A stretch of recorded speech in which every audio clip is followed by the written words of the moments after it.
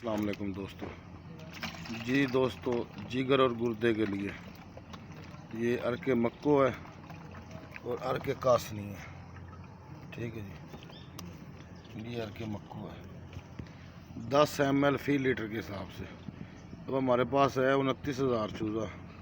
یہ چیک کریں تو یہ 10 بوتلیں جناب نا جی، ان 10 ml فی لیٹر کے حساب سے 1000 لیٹر پانی میں لگائیں گے ہم.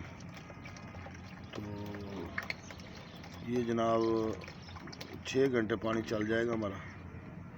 بہترین چیز ہے جی جگر اور گردے کے لیے، اور گرمی کے لیے بھی بڑی زبردست چیز ہے. قوت مدافعت کے لیے بھی اچھی چیز ہے.